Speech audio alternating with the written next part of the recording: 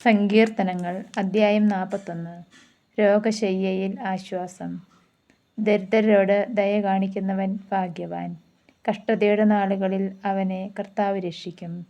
കർത്താവ് അവനെ പരിപാലിക്കുകയും അവൻ്റെ ജീവൻ സംരക്ഷിക്കുകയും ചെയ്യും. അവൻ ഭൂമിയിൽ അനുഗ്രഹീതനായിരിക്കും. അവിടുന്ന് അവനെ ശത്രുക്കൾക്ക് വിട്ടുകൊടുക്കുകയില്ല. കർത്താവ് അവന് രോഗശയ്യയിൽ ആശ്വാസം പകരും. അവിടുന്ന് അവന് രോഗശാന്തി നൽകും. ഞാൻ പറഞ്ഞു, കർത്താവേ, എന്നോട് കൃപ തോന്നണമേ, എന്നെ സുഖപ്പെടുത്തണമേ. ഞാൻ അങ്ങേക്കെതിരായി പാപം ചെയ്തു പോയി. എൻ്റെ ശത്രുക്കൾ എന്നെക്കുറിച്ച് ദുഷ്ടതയോടെ പറയുന്നു. അവൻ എപ്പോൾ മരിക്കും? അവൻ്റെ നാമം എപ്പോൾ ഇല്ലാതാകും? എന്നെ കാണാൻ വരുന്നവൻ പൊള്ളവാക്കുകൾ പറയുന്നു, എന്നാൽ ഹൃദയത്തിൽ തിന്മ നിരൂപിക്കുന്നു. അവൻ പുറത്തിറങ്ങി അത് പറഞ്ഞു പരത്തുന്നു. എന്നെ വെറുക്കുന്നവർ ഒന്നു ചേർന്ന് എന്നെക്കുറിച്ച് പിറുപിറുക്കുന്നു.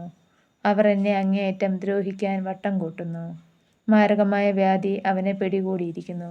അവൻ ഇനി എഴുന്നേൽക്കുകയില്ല എന്ന് അവർ പറയുന്നു.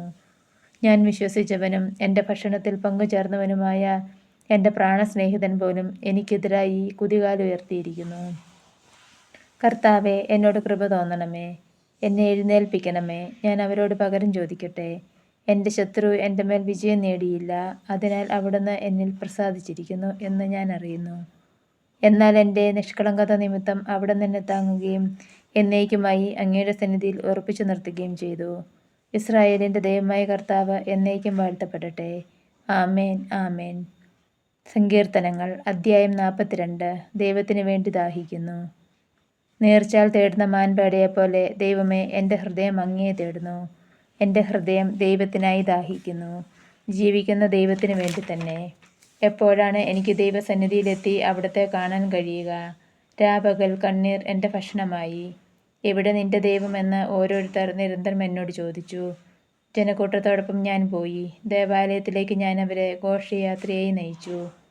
ആഹ്ലാദാരവവും കൃതജ്ഞതാഗീതങ്ങളും ഉയർന്നു. ജനം ആർത്തുല്ലസിച്ചു. ഹൃദയം പൊട്ടിക്കരയുമ്പോൾ ഞാനിതെല്ലാം ഓർക്കുന്നു. എൻ്റെ ആത്മാവേ, നീ എന്തിനു വിഷാദിക്കുന്നു? നീ എന്തിനു നെടുവേർപ്പെടുന്നു? ദൈവത്തിൽ പ്രത്യാശ വയ്ക്കുക. എൻ്റെ സഹായവും ദൈവവുമായി അവിടുത്തെ ഞാൻ വീണ്ടും പുകഴ്ത്തും. എൻ്റെ ആത്മാവ് വിഷാദം പൂണ്ടിരിക്കുന്നു.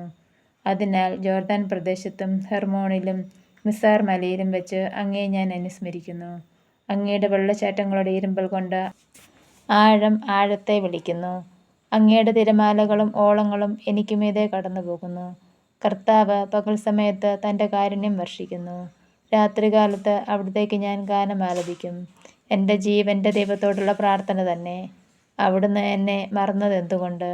ശത്രുവിൻ്റെ പീഡനം മൂലം എനിക്ക് വിലപിക്കേണ്ടി വന്നതെന്തുകൊണ്ട് എന്ന് എൻ്റെ രക്ഷാശിലിയായ ദൈവത്തോട് ഞാൻ ചോദിക്കും. നിന്റെ ദൈവം എവിടെയെന്ന് ശത്രുക്കൾ എന്നോട് ചോദിക്കുന്നു. മാരകമായ മുറിവ് പോലെ ആ നിന്ദനം ഞാൻ ഏൽക്കുന്നു. എൻ്റെ ആത്മാവെ, നീ എന്തിനു വിഷാദിക്കുന്നു? നീ എന്തിനു നെടുവേർപ്പെടുന്നു? ദൈവത്തിൽ പ്രത്യാശ വയ്ക്കുക. എൻ്റെ സഹായവും ദൈവവുമായി അവിടുത്തെ ഞാൻ വീണ്ടും പുകഴ്ത്തും.